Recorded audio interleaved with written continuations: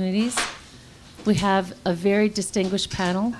We have Ailish Campbell, who is Chief Trade Commissioner of Canada and Global Affairs Canada. We've got Dan Bilak, who is Director of UkraineInvest and Chief Investment Advisor to the Prime Minister of Ukraine. And of course, Dan McCann from Kodisoft, President of Kodisoft. So, very interesting at Davos, the question about trade, about the liberal trade order, and what it means going forward, trade. Are countries moving towards protectionism? Are countries going to retain those open trade opportunities and global trading partners that really has characterized the focus of trade in the last decades? So we will start with Ailish Campbell. Ailish, I would love to hear your perspective. I would love to hear in particular about the Canada-Ukraine free trade agreement, because obviously that is a trade agreement that is designed to open opportunities both for Canadian businesses in Ukraine and for Ukrainian businesses in Canada. So I'll turn it over to Ailish. We would love to hear your insider's perspective about CUFTA. That's great. Thank you so much for having me. First of all, I just want to say thank you so much for conceiving of the Ukraine House. I think it's fantastic to see Ukraine branding itself so strongly. So I really commend your entire team. You've done a fantastic job. The youth and creativity and openness and tech focus really come through. You've really communicated that well at the House, so well done. And I'm really looking forward to hearing more about your business. So I'm here to talk about Canada and the Ukraine, and of course, the context here is we have so much in common. One of those is having an incredibly vibrant sense of ourselves, a long history of culture next door to a big neighbor. Sound familiar? So we have this in common. Right across the street. In your case here in Davos, and in Canada, as you know, it's the world's longest undefended border, and people just stroll across. So I mean, yeah, nice and easy connectivity. But you still really want to have your own sense of yourself, and I commend the Ukraine, particularly over the last 5 years, for having kept an incredibly strong sense of itself while maintaining that openness to the rest of the world. And I think the Canada-Ukraine Free Trade Agreement just exemplifies that. So incredible people ties. Over 1 million Canadians, of course, claim Ukrainian heritage. I happen to be Irish. I think we can still get along. I think that's going to be okay. But the strong people-to-people connections, I would actually even argue the strong knowledge transfer that the Ukraine gave Canada as we developed. Our agricultural productivity is due in no small part to the knowledge, the know-how, and then later on, of course, the equipment and planning of hundreds of thousands of Ukrainian Canadians. So I think it's fantastic that we're now reaching a new place in the relationship. The free trade agreement, of course, took several years to negotiate, but had huge support, huge bipartisan support across all political parties in Canada, and of course a huge champion for the agreement in Minister Chrystia Freeland, the Minister of International Trade, now Minister of Foreign Affairs. And what's been really exciting, I have to say, is to see a 30% increase in Canada-Ukraine bilateral trade between 2015 and 2016. And not just an increase in trade, about 200 million of Canadian exports going to the Ukraine and about 90 million of Ukraine imports coming into Canada, but also to see the diversification in those products. So an incredibly strong agricultural base, agri-food value added, to see increasingly technology products, manufacturing goods, and for me also too, I think, services trade. Seeing that high value services trade, seeing in particular the fact that the Canada-Ukraine FTA included a robust chapter on e-commerce to ensure that the digital pathways are there between our countries. And that to me just creates a huge amount of connectivity opportunity that lies on top of, as I say, I think a very effective set of people-to-people ties, student mobility, tourism. These are all places that we see as opportunities to grow in the future. Thank you, Ailish. Thank you for that wonderful introduction, and it's very exciting to hear about how it's only taken effect August 1st, 2017, correct? 16, yeah. 2016, and already we're seeing an increase of 30%. Sorry, we finished in 2016 and it came into force in 2017. That's right. You're absolutely right. That's right. That's right. So next, I would like to call on Dan Bilak as Director of UkraineInvest. And obviously for Ukraine, these free trade agreements, and Ukraine is a country where we care about expanding our free trade agreements. There's been a big push to do so. The EU free trade agreement came into effect January 1st, 2016, the DCFTA. And with CAFTA also coming into effect shortly thereafter, we've seen an increase in trade in both sides, both to the EU, to Canada, to other countries. So Dan, tell us, how is Ukraine ready to capitalize on these free trade agreements? Well, actually, I think we'll start with a little clip which will explain how we're trying to do this much better than anything I can possibly say. Yeah, can we turn the live stream over to the... Yeah, can we get some, start from the beginning and with some sound?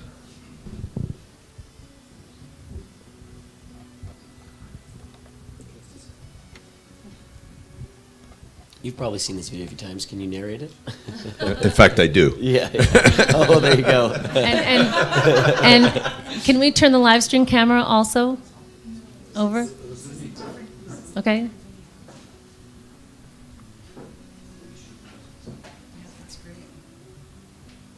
That's not it. But That's okay. Let's do this video first. This is a wonderful video. And can we put let's put the volume on. Let's go back to the beginning. It's a great one.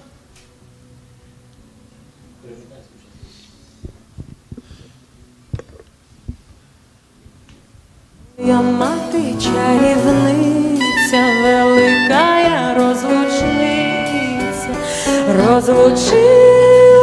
This is meant to wake everybody up in the morning. A little bit of nice intro music.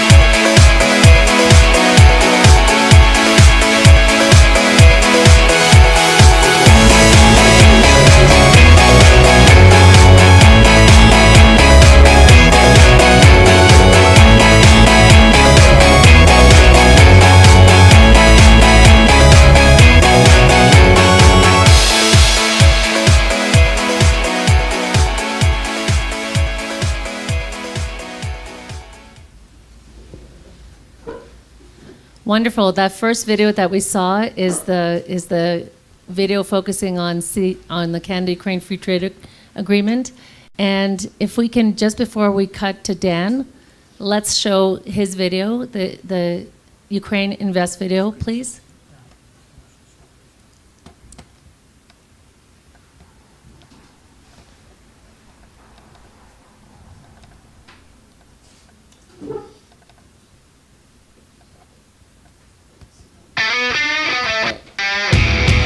There's two Dans. There's two Dans. I know, no, the UkraineInvest video. My name is That one's Dimitro that. Kosti. You got this one now. Yeah.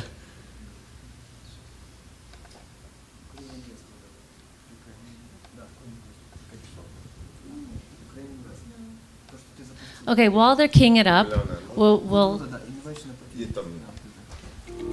Ukraine Now. there we go. That's Innovation it. Thank and you. opportunity. The purpose of this investor briefing is to give you a clear picture of opportunities in Ukraine now. With 45 million people, Ukraine represents one of the largest emerging markets in Europe. Ukraine is transformation. According to the World Bank, since 2010, Ukraine has done more to improve its business climate than any post-communist country in Europe. Ukraine continues to adopt thousands of EU standards yearly as it continues its integration into European institutions. Ukraine's greatest assets are its brains and grains. The nation has a long history of innovation, including the design, development, and manufacture of the world's largest aircraft. In 2017, Bloomberg ranked Ukraine as one of the world's most innovative countries. Ukraine is known for its highly skilled technicians and R&D. Global players are already harnessing Ukrainian innovation in aerospace, science, technology, robotics, artificial intelligence, and IT. Ukraine is the Silicon Step of Europe. In just 5 years, the IT industry has grown from the size of a postage stamp to become the nation's third largest export and one of the world's most important outsourcing centers. Innovation technology informs all of Ukraine's sectors of opportunity. Key sector opportunities include manufacturing, agri-food, energy, infrastructure, and creative industries. With over 30% of all arable land in Europe, Ukraine will continue to be a major player in securing the world's food supply.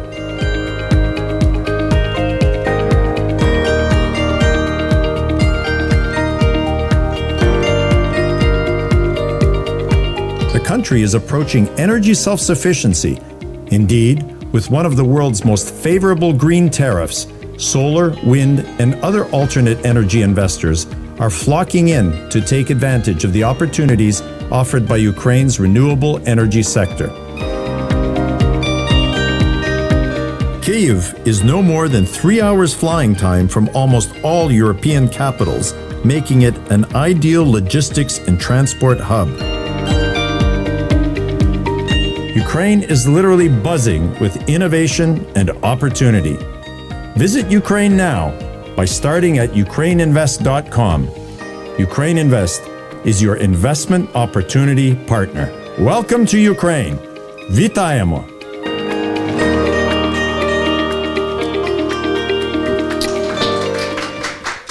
Ukraine now. Yeah, let's see it again. I'm glad we started with this. I'm actually glad we had the Kafta video at the beginning, because I think the two are very very well related, and want to come back to where you left off, because when we look at Ukraine's place in the world, in trade relationships, in this fractured global community that we're seeing, it's actually, from my perspective as the director of the government's investment promotion office, I see this as a huge opportunity.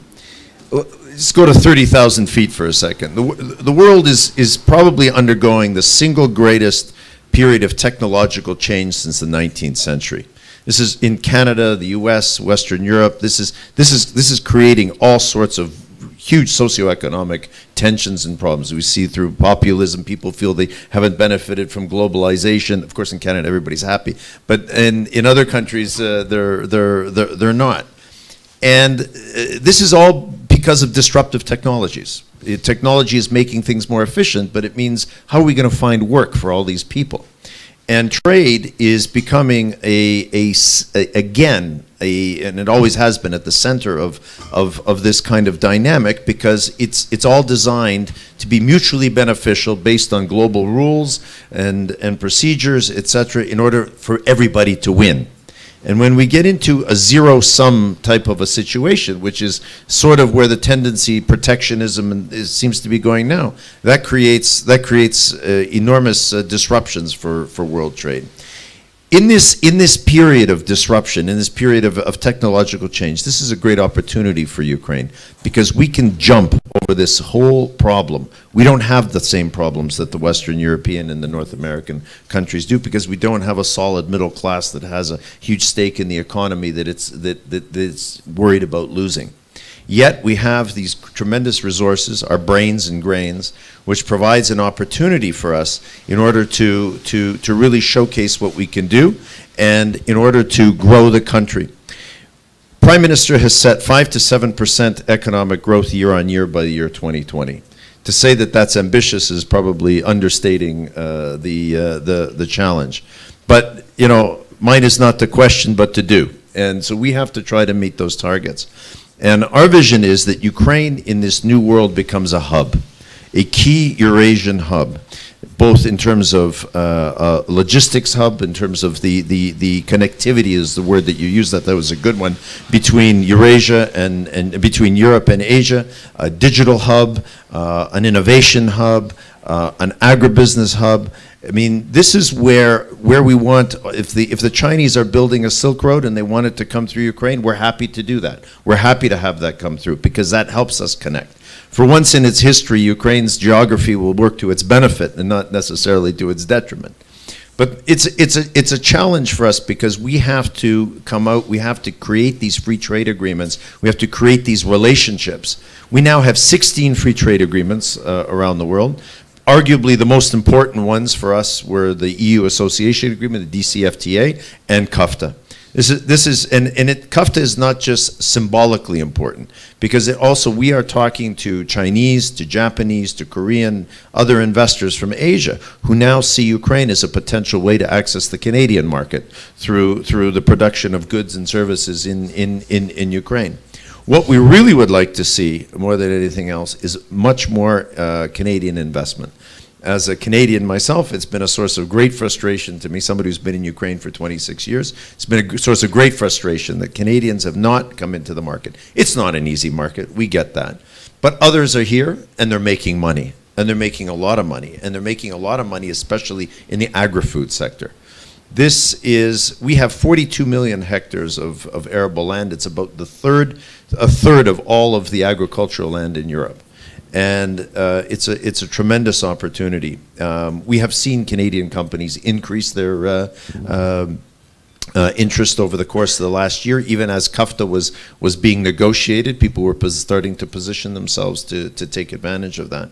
But to a very large extent, what we're looking for is investment that is high value added. At UkraineInvest, we have a 4.1 or 4+1 sector strategy. We focus on agri-food, manufacturing, energy, and infrastructure, but what unites all of those sectors is the Innovation Technology Center. So even, you know, and we talk about IT, because it is a huge story for us. It's 20 times increase over the last 10 years, as we saw. It's now our third largest export at about $3.6 billion and scaling up. But IT is the tip of the iceberg. What you have is people who start in the IT industry and then they go off and produce interactive tables. And so this is the kind of production that we want to see. This is the kind of stepping out into the world. I think I was talking to Dima. You can, I don't know if this is a secret or not, if it is, slap me down. But you know, you're at about 1,000 units now, and within the next 5 years you want to go to 100,000 unit or a couple of 100,000s of units. I mean, that's a phenomenal success stories. And this is how we can tell our story. People say, you need to improve your brand. You need to get your story out. We didn't know this about Ukraine. We didn't, this is a best kept secret. But when you have a neighbor that spends over $1 billion a year setting out alternative facts, it's very difficult for us to compete with that. And what we focus on, and what we focused on in our first year, is to work with existing investors in order to create success stories. We want success stories. This is why the government has created new institutions in order to help facilitate this, to work alongside existing government institutions as we transform. Ukraine is a country in transformation. And this is very fundamentally important to understand, because not only have we done more reforms in the last 4 years than were done in the previous 23, but we actually only started building the country 4 years ago after the Revolution of Dignity. And you can't deconstruct a Soviet-era system and build a modern democratic system of governance overnight. There's no manual on how to do that. This is why CUFTA, why the DCFTA are so important to us, because this is where we are going to take our standards in order to build the institutions that we need to build a new country. So this is actually, when we talk about these free trade agreements, and we talk about the investment that we need, we're talking about a nation-building exercise. And the Prime Minister talks about this, and it's actually no word of a lie, that foreign direct investment for us is actually a matter of national security. And we need to grow. The only way we are going to get to 5 to 7% year-on-year growth is through foreign direct investment. And we're hoping that our Canadian partners will be a major player in that. Thank you very much, Dan. That was incredibly interesting. I'd like to... You've heard it before. I have heard it many times, that's for sure. I'd like to now give the floor to Dan McCann. And we've asked Dan to join us today because he has a very interesting story, a story of how his involvement, how he joined Kodisoft, and it has a uniquely Canadian-Ukrainian angle to it. And before passing on the floor to Dan, I'd like to say Dan is leading the efforts to scale Kodisoft, the unique sensor technology, interactive restaurant technology across North America, a technology that was born in Ukraine, that was developed in Ukraine by Dmytro Kostik and his team as the founder, and really being sold through different markets, not in Canada, but in different markets initially. So Dan, if you could take us through, how did you get involved? How did a Canadian get involved with Kodisoft? How were you first introduced to this company, and why did you take the decision to jump on board and now are rolling this out throughout Canada and also into the North American market from Toronto, Ontario? Yeah, absolutely. Thank you, Lena. And I start off, maybe we can queue up the Kodisoft video, and we'll add that in just a minute, but we won't go there just yet. So yeah, my name is Dan McCann, and I'm the president of Kodisoft. And it has been a wild ride for the last couple of years, learning a lot about Ukraine, and a really deeply patriotic company in Kodisoft based in Kyiv, Ukraine. And so I want to speak about a couple other people that aren't on the panel here today, but are really fundamental about how we are where we are today. So growing up in Canada, I've been involved in a number of different kinds of businesses, starting very non-technology focused companies and some techie ones as well. So spanning education and dog training. My family business has trained almost 100,000 dogs in the last 3 decades. So sort of an unusual family business. Grew up with 10 dogs and competed nationally in dog agility. So I'm used to doing sort of following your passions and not necessarily looking for the obvious markets. And that was partly why I was introduced to Dmytro Kostik and Kodisoft, because they knew, some very wise people that we'll mention, knew that this is a totally new market. And when you're creating a new market, sometimes you need to really disrupt the way you do it. I've also been involved with starting a company that was using computer vision or a webcam to programmatically infer body measurements. So you would wear tight-fitting clothing stand in front of a computer, and you would be able to input 4 body measurements and then get an avatar that is the representation of you. So it would take 4 base measurements, use the camera, and then it would create an avatar that would be 63 measurements. So it would be the length of your arm, the circumference of your wrist, and we were truly trying to solve the problem of fit with apparel. Which ironically, and Len, I don't know if you know this, but this was almost 10 years ago that we were working on this, 7 years ago in Canada, but well before I had met Kodisoft and the team, who was also thinking about the fashion tech space in a similar way. I also worked to lead a joint venture with Cirque du Soleil, really from an immersive and technology perspective, sort of a Cirque du Soleil show meets an obstacle course race meets an escape room. And then about 2 years ago, when the Canadian-Ukrainian Free Trade Agreement was being really promoted and championed in Toronto, I was introduced to a really special Ukrainian inventor, Dmytro Kostik. And I think Kodisoft is a unique lens to think about how the CUFTA and these agreements are really going to change the face of Ukraine, because we are playing to different strengths. So when I grew up in a family business in North America, it's a very sort of English-focused country. So, you know, in early childhood, we were doing public speaking competitions. We were doing business case competitions. Well, at the same time, Dmytro Kostik, the inventor of Kodisoft, was competing at the international level in coding, in bioinformatics. And at the age of 15, came to California and was winning computer coding competitions, and realized that the Americans were being paid orders of magnitude more for the same technical abilities than his friends and colleagues in Ukraine. So at the age of 15, comes back to Ukraine 15 years ago and starts an IT outsourcing company. So Dan, as you said, the initial entry into this space was IT outsourcing. And then over the years built hundreds of products for big brands like Coke, Chanel, CNN, Adidas, and by many people's metrics, this was a huge success.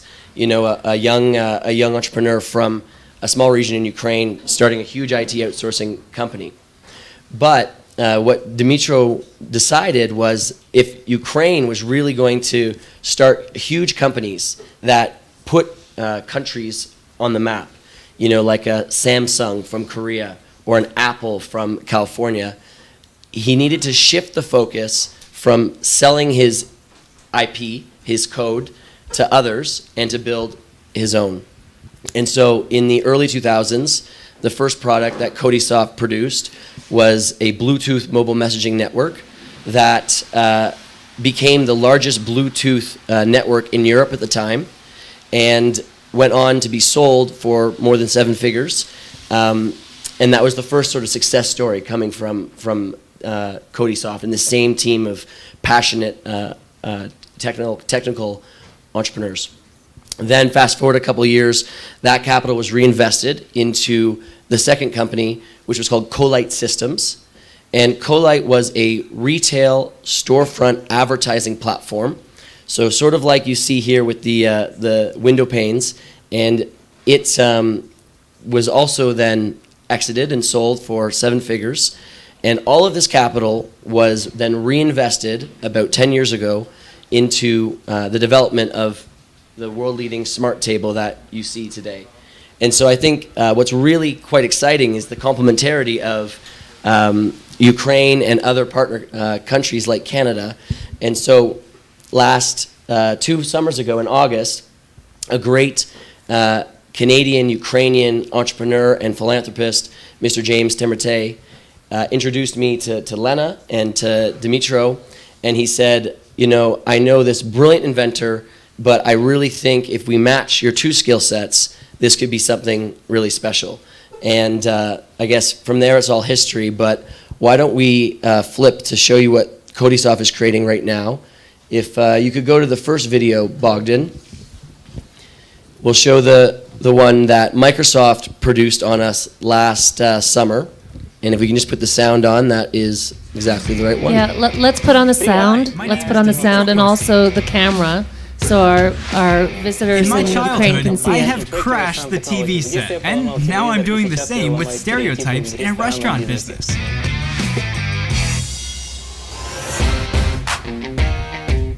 To be honest, we're not the inventors of interactive tables.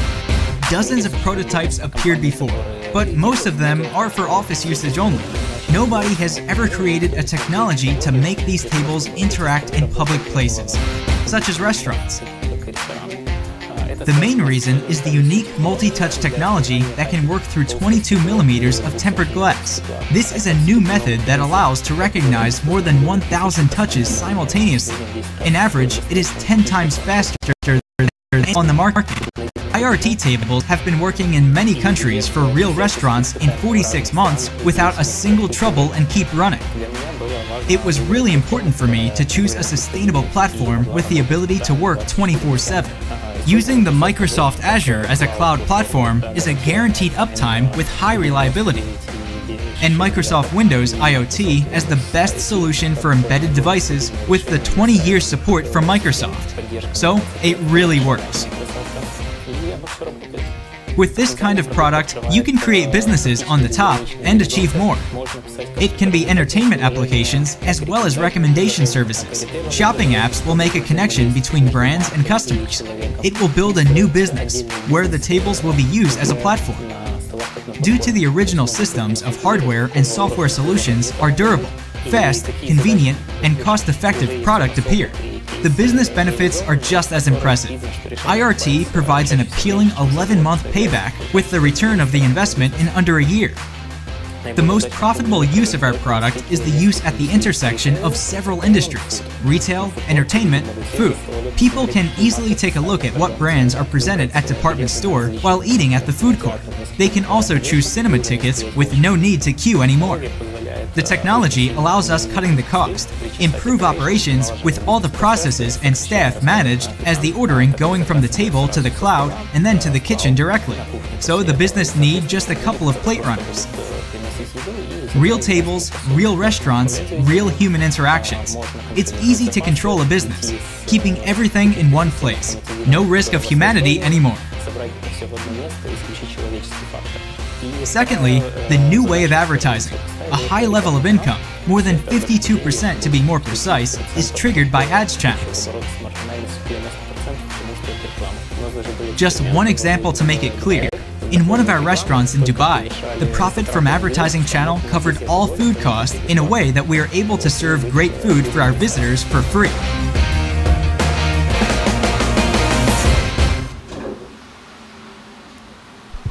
So this is in Lviv, Victoria Gardens shopping center. And there should still be sound. Oh, okay. Can we pause it for a second there? Pause it. Okay, we'll start this video over in a moment, but the last part of that video was going to showcase, and we can, I'll just give you the summary of it, but a really cool restaurant called Papa Sean. So next time you're in Lviv, if you go to Victoria Gardens Shopping Center, it's a one of about 10 restaurants that we have, and it is very family friendly. So we watch on the cameras kids playing puzzles and air hockey for hours, and it's right next door to a bowling alley and a movie theater and an arcade, and it's one example of where these tables work really well. But similarly, we have another restaurant in Sum, in the shopping mall in downtown Kyiv, and it is a completely different environment. It's in good wine, and it is wildly different experience. Last time I did a customer visit, there were 3 ladies on their, as they told me, their 3rd bottle of Prosecco, enjoying some nice appetizers, and they were sort of, you know, casually browsing social media and reading the news. So the contrasting environments, I think, is something interesting to realize. This tech platform can be customized to really any kind of environment. And today we're in restaurants, but what I think is really important for people to understand about Kodisoft is it's not the first person to think of an interactive table, right? We have smartphones, we have iPads. Other people have been trying to do this for many years, but it is the only one in the world that has the intellectual property developed in Ukraine to be durable for public environments. And that's why the world's biggest companies like Microsoft, Intel, Samsung, Cisco, Adobe have all come out and recognized it as the world-leading solution for durability. And the connected point is it is not an assembly reseller. Every other smart table that you see takes their touch technology, the underlying core aspect, from someone else. And your smartphones that you use every day, they use what's called projected capacitance. It measures the electrical pulse in your finger, so if you put on a glove, it no longer works, and it's quite fragile. That's one technology that's well used in a number of touch surfaces, like your smartphones or your tablets. The second one is called infrared, and it's a light-based technology. That was what you would see in McDonald's if you've ever used the vertical kiosks. It's also very fragile. And Microsoft sort of infamously launched a smart table using an infrared technology that went into a restaurant in London, England, and within just a few months, a number of them, most of them, broke because it wasn't designed for public use. And so before we show this last video, that point is really important because today we're doing restaurants, but the underlying technology, CoSense, that you saw in the Microsoft video, tomorrow can go into the floors and the walls and enable smart buildings. It can change education, it can change healthcare, and so there's really unlimited potential for the technology. Now this video here is just a minute long, and it showcases our entry into Canada, which was last year about this time at the Restaurant Canada trade show. So if you could just go to the start of the video and don't play it just yet. The screen that you see here is our party trick that we do. And we take a glass and we show people that you can break it on the surface. So if you can go ahead and restart it, it's just a minute in showcasing our entry into North America. So if you can just restart the video, please.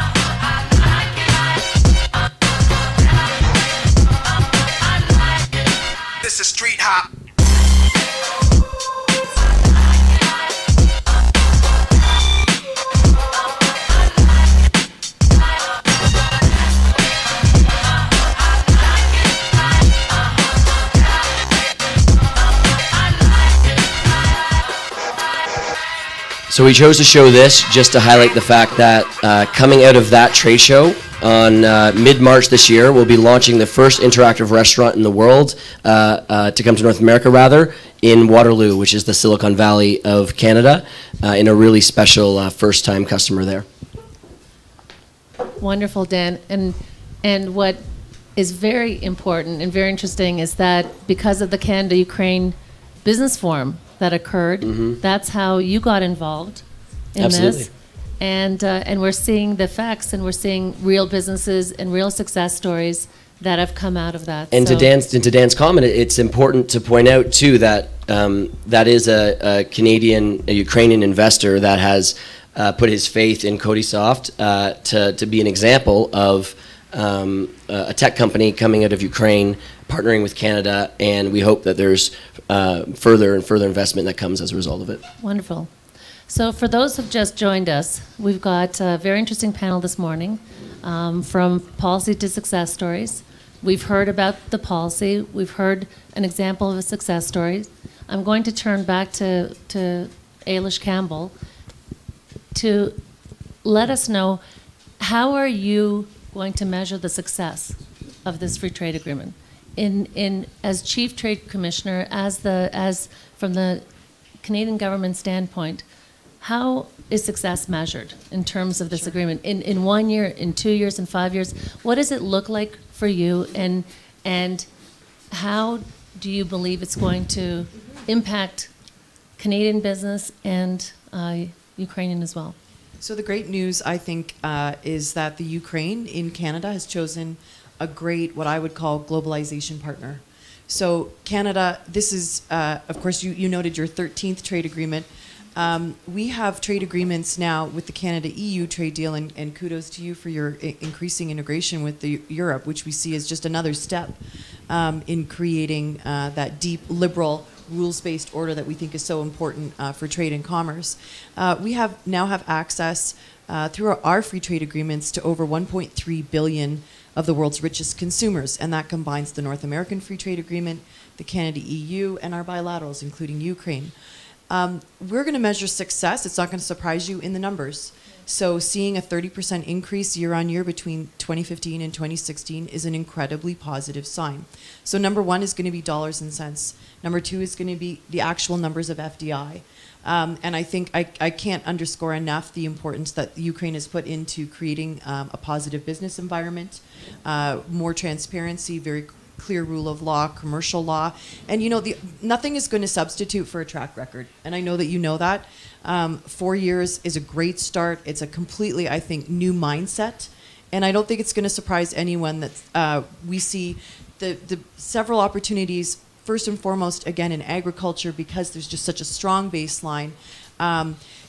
Agriculture is really interesting in the sense that, it's non-replicable. You're not as worried about your IP. It's literally perishable.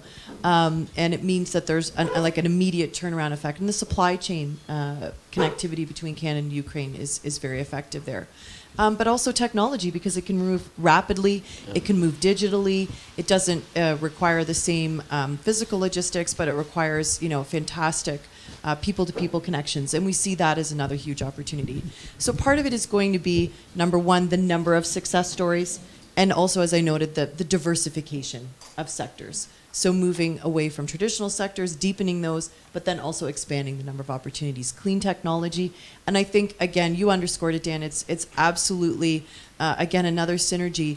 The huge population of technologists, deep learning, understanding of applied technical skills. Again, an area of potential shortage. I really love Dan's point about Waterloo. Of course, this is about Canada, Ukraine, but this is also going to be incredible city-to-city contacts. Yep. So the Kiev-Waterloo connection, Toronto, Montreal, Vancouver, Calgary, there's going to be some really dynamic, I think, city-to-city relationships, and I would really encourage you, as you're thinking about your investment strategies, to get incredibly specific and deep and create those networks on the ground in Canada, starting to create, as you know, those success stories. Wonderful. And Dan, from the Ukraine perspective, what sectors, what segments, what do you think are the sectors that really are going to benefit from these types of agreements? Well, we've already seen it. Today, a company out of Calgary, Refraction Asset Management, is opening a 10 megawatt solar plant in Nikopol. That's actually the first direct result of the Canada-Ukraine Free Trade Agreement, and these folks are actually planning to do a lot more. I think that all of the areas that I mentioned before, agri-food, infrastructure, energy, manufacturing, are obvious places for Canadian companies to look at. The real opportunity, however, and I think this is where they're not all separate sectors, of course, because what we really try to encourage is the growth of the agri-food sector. This is our key driver, and that married with technology, so that you get into ag tech. You saw in our video the drones that were collecting, that fly over wide spaces and collect all this data. I mean, these are made in Ukraine. These are some of the top technologies in the world right now and being sought after. But our challenge right now is to move up the value chain. Most of the activity in the agribusiness and the agri-food sector is at the lower end of the value chain. You know, we're planting, sowing, growing, and harvesting, and we're even giving away the processing to places like Saudi Arabia. or Turkey. I mean, it makes no sense whatsoever.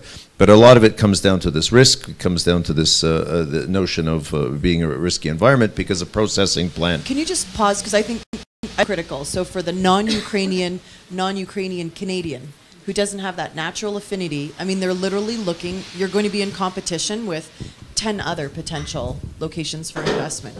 So how do you explain to an investor what some of your de-risking tools are? Well, actually, I'll put this back to you. If we had EDC backing a lot of Canadian companies to take off some of the political risk and the commercial risk, we could probably move that dial. And how are you using the World Bank, for example, the World Bank political risk tools that they have? Well, yeah, what we've actually used is OPIC. And I think this is a fantastic model. We are about to close a major wind farm project in Zaporizhia Oblast, which is eastern Ukraine. I mean, it ticks all the metrics. You know, regional development in eastern Ukraine near the conflict zone, electrification of 1 million new homes, talking 600 megawatts of power. This is huge into the grid, and it's a renewable energy deal. It will be because of OPIC backing. OPIC is backing the finance. Can you explain that acronym for people? The Overseas Protection, the Overseas Private Investment Corporation is an arm of the U.S. government that provides export financing, and they are providing the export financing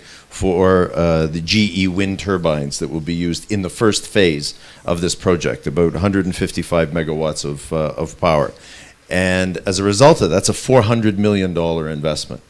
And this will be the first renewables project in Ukraine that is financed as a project-financed project.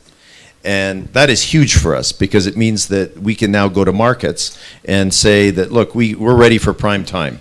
We can do a world-class energy deal according to world-class rules.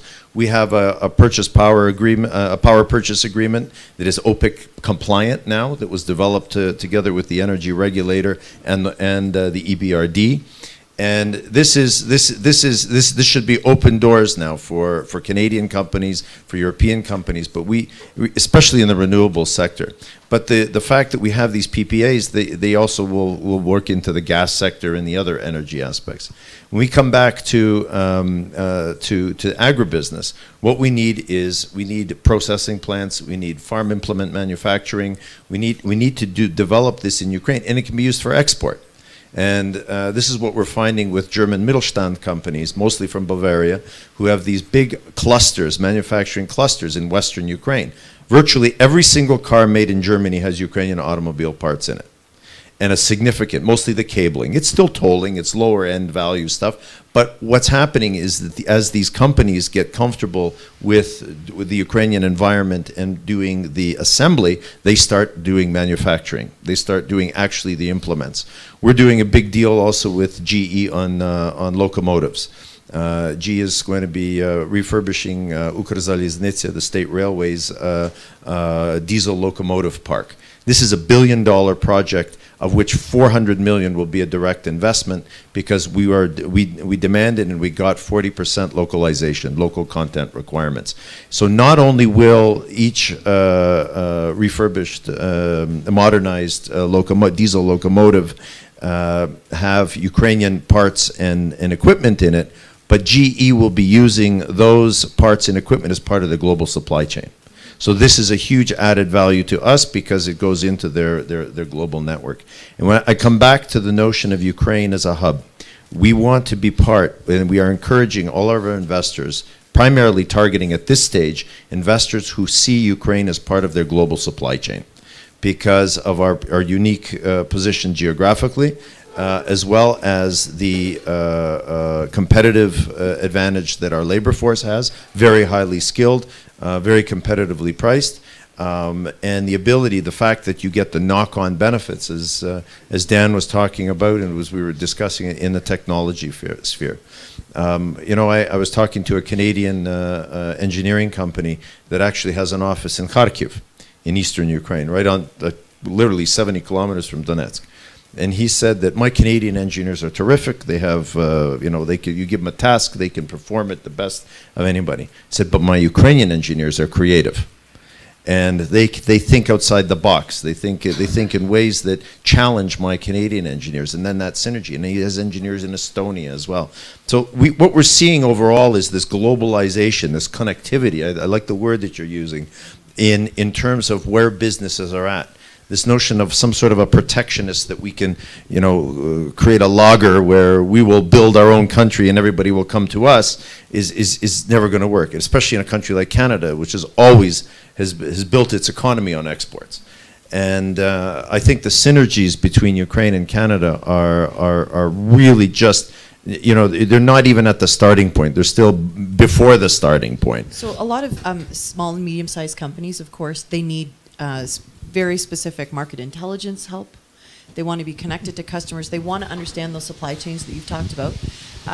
I fully commit the Canadian Trade Commissioner Service, which operates across Canada, but also, of course, in the Ukraine, to creating those pathways for small and medium-sized businesses. For Canadian companies who may be watching this video, who are some of the partners that we at the Trade Commissioner Service need to introduce them to inside the Ukrainian market? Well, that's kind of our job. You can send them to me. This is actually why we were created. What's your email? For those watching at home? Actually, go to our website, www.UkraineInvest.com. You can watch the video again, but in addition to that, we've got a lot of information there about the sectors I've discussed, as well as how to get in touch with us. And we will then, what we try to do is provide a customized turnkey service to each investor. We introduce them to the government agencies that they may need to speak to. But one last point is that actually the real opportunities in Ukraine are in the regions. And one of the things that we have discovered this year in working with existing investors to solve their problems and to help develop further investment, in fact, we unlocked probably $700 million of new investment this year just by helping facilitate the resolution of existing roadblocks that existing investors have. And in doing that, since most of these are in the regions, we have discovered that as a result of decentralization, which is probably the key structural reform that the government has undertaken since independence, because now the municipalities and the local authorities have keep 60% of the tax revenues at the local level, and now they're starting to figure out, okay, what do we do with this? We have to fix our own schools, hospitals, and roads, etc. So we need to put some money into that, but we need investors. And what we do is we work with those cities and those regions that get it, that understand that the way you treat investors is you treat them as guests in your own home. And there are places like that. There are many places like that, and they're not all along the western border of Ukraine. So businesses love numbers. Businesses love numbers. But when you the different qualified engineer in Boston, which has a shortage, in the Ukraine, or Canada, which is always looking for engineering talent, and some of those regional price points around engineering talent? Or what for you are the compelling numbers that really make businesses' eyes pop? 130,000 engineers a year among the, as one Silicon Valley investor said yesterday, obscenely well-educated people.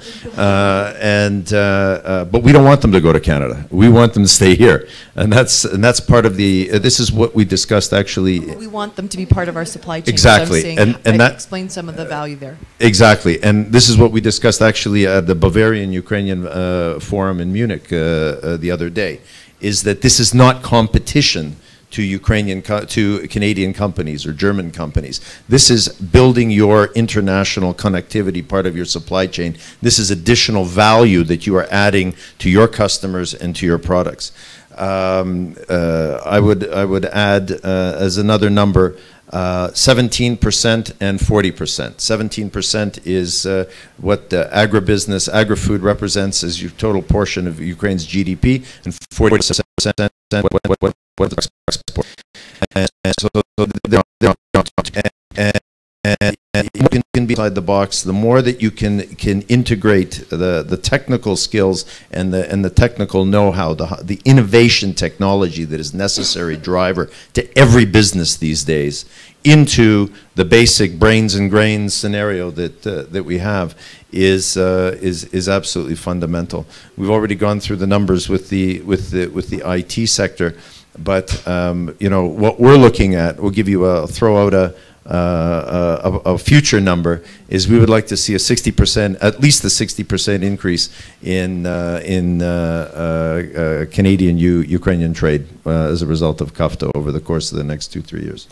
And from a field level perspective, not a number per se, but I'll just add a sort of qualitative comment.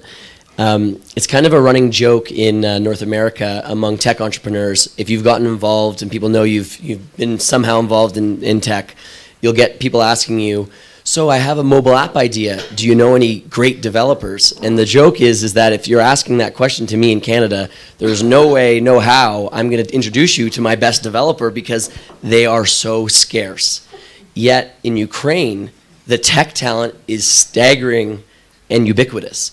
And so what I think is so cool about this partnership is playing off of the best of both worlds, because the engineers are in such high demand in North America. They're so hard to find, and yet we're so fortunate to be tapping in to this brilliant, brilliant technical base. And so I think that's really what makes this relationship so complementary. I would just like to add one thing, that you've very kindly committed the Trade Commissioner's Office to working with us, and I'm publicly committing UkraineInvest to work with the Canadian Trade Commissioner's Office. And you know, as I said, anything that you need from us, we are happy to supply. The one thing that you could do to benefit this relationship, a mutual benefit, is to wind up EDC. We would love to see Canadian. You know, commercial said they were and I take home and you know already, Dan, and I'll remind him to read it, and let's undertake to thank you very much. Make sure that we move forward on that. Yeah. Thank you very much to our panelists. We've got a question in the audience. Yeah, I've got a question to Ms. Ailish Campbell, more of an academic one, because I read your bio and I see that you did your PhD in economics, and I'm very curious about your thoughts about where international trade is going, because as we can look at the WTO and the Doha round, it lasts forever, there are no tangible results, and we don't see actually much prospect. US has pulled out of TPP. Canadians are meeting the Mexicans, trying to figure out how to convince Trump not to pull out of NAFTA. Brexit, Britain is out, and they're now looking into bilateral free trade agreements.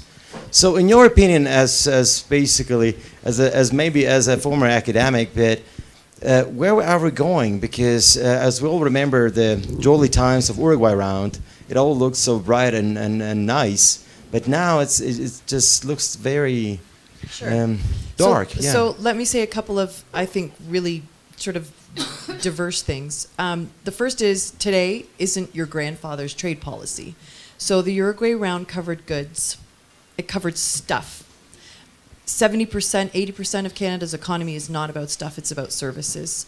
It's about financial services. It's about the restaurants that you're going to enable a more exciting experience in, Dan. It's about education. These are now part of our trade agreement. So I think what is easily forgotten is just how quickly, in some ways, when you compare the last, say, millennia of trading, which did not exist under any kind of multilateral rules. The WTO, as you know, is founded, and over the last several rounds, we've moved from goods to services to an agreement on procurement that many members have joined. The round, I think, is and share this.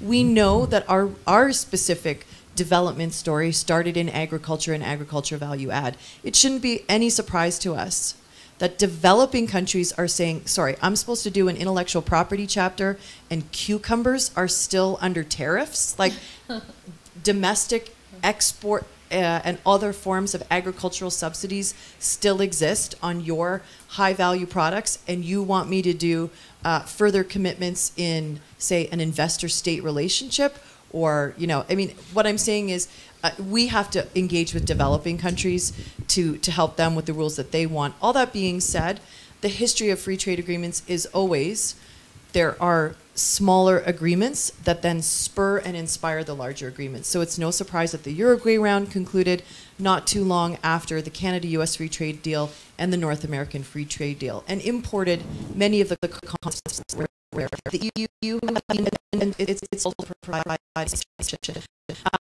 Trans-Pacific Partnership is something Canada is hugely proud of. An agreement, of course, with Japan and other nations in the Pacific Rim. This was done with the United States, and of course this agreement is going to be open to further accessions. It's going to be open to those who want to join it. We're going to enjoy our little advantage for, I hope, a number of years over the United States on this.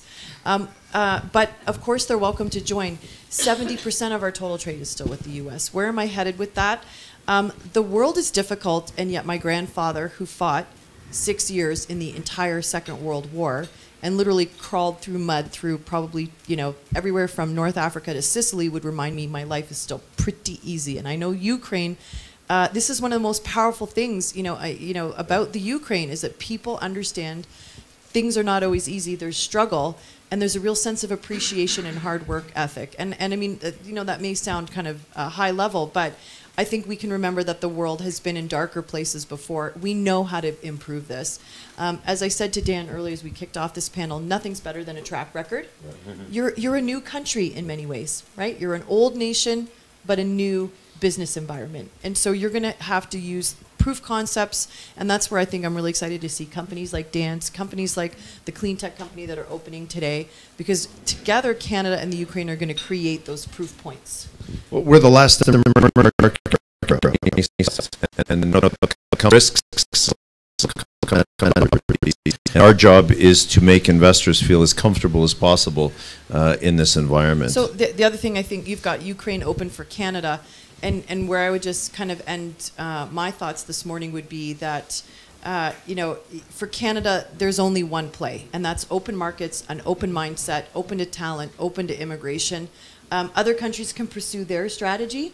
One of the things I've been really pleased about attending this year's Davos and hearing our Prime Minister, Justin Trudeau, speak, is that that message is really resonating with people. I think people understand the Canadian brand. They understand that our values and our openness to the world is not changing. That's our choice. And I think the Ukraine has made an incredibly similar choice about joining the liberal economic world order, about wanting to develop its talent, about wanting to be a democracy, about improving its business environment. And again, Canada is a fantastic partner as you look for those proof points and move forward in your, I would say, journey. That was a great way of characterizing the Canadian brand. Dan, what about the Ukrainian brand? In your closing comments, how would you characterize the Ukrainian brand? I think that essentially this is it. I mean, it's brains and grains, innovation, opportunity. Ukraine now. You know, this is our moment, and we are actually at a tipping point. We have, and this is why, on the one hand, I say, okay, we're building a country for the last 4 years, and that's very hard to do. But at the same time, we don't have a lot of time. The world is moving on, and every day that we are not part of that global process, we are behind it. We're one step further behind. And this is why I think the real brand of Ukraine has got to be a forward-looking, open, absolutely open country based on those liberal democratic values that Ailish talked about, and that Ukrainians themselves have shown.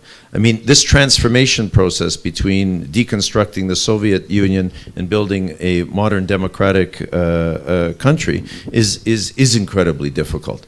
But at the same time, the people have shown that they are not going to tolerate anything different than that European perspective.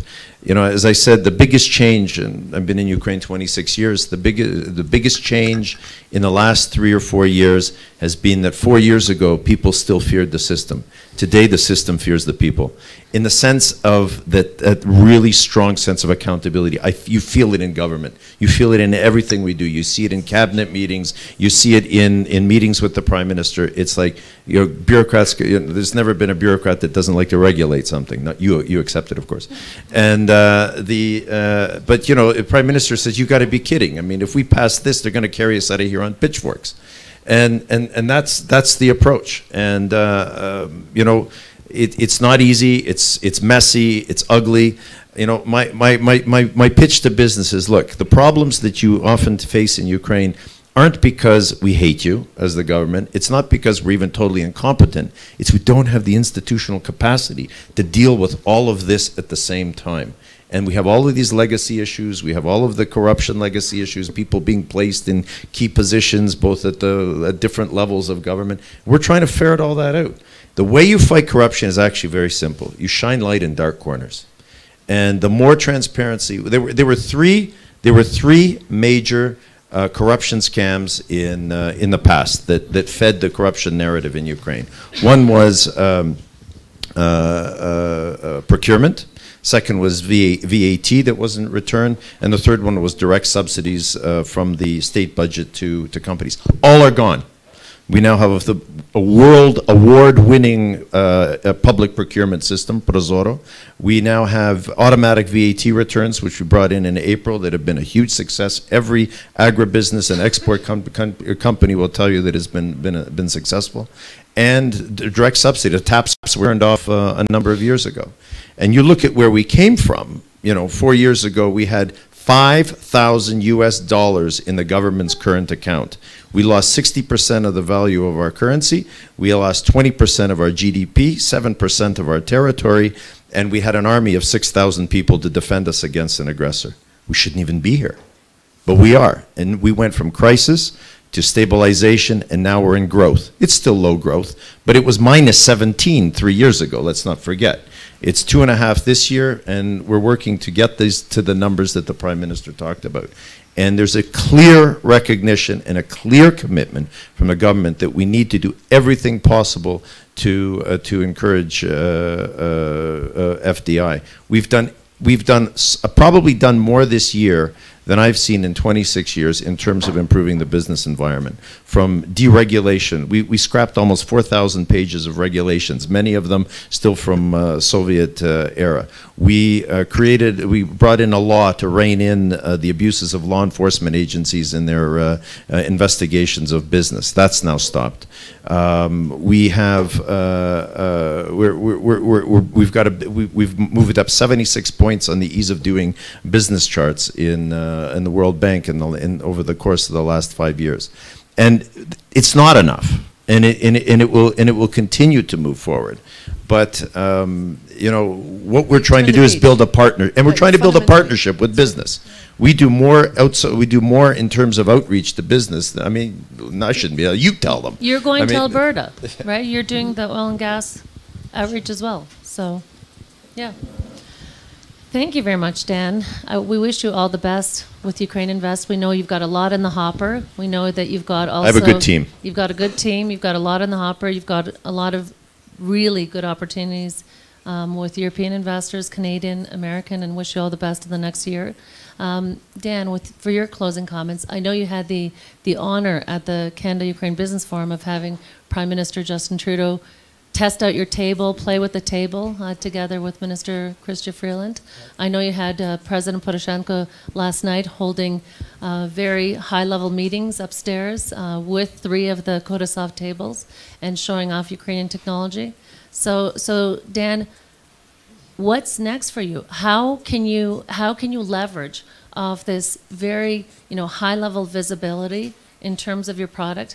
Is there anything that you need from the Canadian government, from the Ukrainian government, really to help you go from runway to liftoff and hit all those 10,000, 1,000 to 100,000 units? Yeah, absolutely. I would say, so Kodisoft is known as the brainiest team in Ukrainian IT, and that's because we're such a strong engineering team. Our sales team is very small and mighty, and so we could use support from ambassadors all over. And what we're looking for right now is not just any customers, but the customers who believe in the vision and want to build a organization that is fueled by being the best at what they do and taking the technology to make their company as the best it can possibly be. And so when we talk about numbers, right now is a very exciting time in this space. In mid-October of just last year, Jack Ma of Alibaba opened the first interactive restaurant in China. And being Jack Ma, he got huge exposure. And we have been doing trips to China for more than a decade. We have deep partner and supplier relationships there. But we have pursued a non-entry approach for a number of reasons in terms of customers and deploying there. At the launch of the interactive restaurant, which by the way looked quite similar to Kodisoft's restaurant that they opened 8 years ago, but it's at least 2 generations behind where we are, Jack Ma announced intentions to open over 100,000 interactive unmanned restaurants in China in the next 3 years. And when that happened, we were bombarded with outreach from Chinese customers, investors, and suppliers. And we have TechCrunch and Wall Street Journal and Forbes and all of these folks reaching out to us in North America as well, because they want to know, what does this mean for you? And so whether that is a Kodisoft product going into Asian markets, or whether that is our current focus, which is North America, I think the future in technology, as Ailish mentioned, is very bright because of the ability for it to rapidly change. And the last year for us has been about setting the foundation, getting Ernst & Young in Ukraine to make sure that we are completely buttoned up so that we can scale internationally. And I would sort of close by commending the Ukrainian House for being here in person in Davos, both last year and this year, and hopefully again in the future. Because as a Canadian, I get a lot of questions about Ukraine when they find out that I'm leading the business side of a Ukrainian company around trust and corruption and a number of areas. And when I joined Kodisoft 2 years ago, I was quite surprised that a lot of the sales efforts were being, for a high-touch premium product, were being led through email primarily, online. And I think being here in person is the only way to change perceptions and to build relationships, and that's something that is sort of ingrained in Canadians. And so, in the last few months, Kodisoft has been promoting our message and this Ukrainian message in many different cities and countries. We opened in Panasonic with in Tokyo with Panasonic. We now have a partner office in London, England. Microsoft has brought us into Seattle and Washington. We've been in New York City. And I can tell you, whether it's in these cities or here on the streets of Davos, there is a buzz and there is excitement around what is coming out of Ukraine. And we're just thrilled to be a part of what is going to be a very exciting chapter going forward. Got to load a hockey game onto it. Yeah, well, we do have a hockey game, right? And that's, Lena mentioned being fortunate to get Prime Minister Trudeau to use the table. He actually ordered a what we call a Caesar in Canada, Americans call a Bloody Mary, on the table. And last year we had Minister Champagne play the air hockey game with us. So lots of games, lots of fun stuff that you can do on the table. And I think the future is very bright for both Ukraine IT and Kodisoft as well. Well, thank you very much to our incredibly interesting panelists. We've covered a lot of ground this morning. We've covered policy. We've covered sectors. We've covered opportunities both for Canada, for Ukraine, for global trade in general. We've covered an SME born in Ukraine with Ukraine roots, who's now accessing the North American market not through Silicon Valley, but through Toronto, Ontario, and Waterloo. It's very exciting. We wish you all the success, Dan. I think Thank you. it's companies like yours. This is exactly why we're all here. And this is exactly what policy is meant to focus on, is so that it's distilled down to that small, medium-sized business, to that larger company, larger corporation who see opportunities in markets far away from home, across oceans, but also see opportunities to collaborate and to make something better for their companies in Canada. I mean, we've seen that throughout. Lots of Canadian companies are working with Ukrainian software providers, Ukrainian IT companies, SoftServe, Intellius, Alex, NIX, and others in terms of offering the best products they can to their customers at home. So thank you very much. I appreciate you being here this morning. I know everybody has had a very busy schedule and a very busy week, but thank you for joining us at the first ever Ukraine House in Davos. Thank you, Ms. Ailish Campbell. Thank you to Canada's Chief Trade Commissioner. Thank you, Dan Bilak, Director of UkraineInvest. Please take our regards back to the Prime Minister. And thank you, Dan McCann. And thank you to Kodisoft, President of Kodisoft, for sharing your very interesting story. Thank you very much. Everyone. Thank you.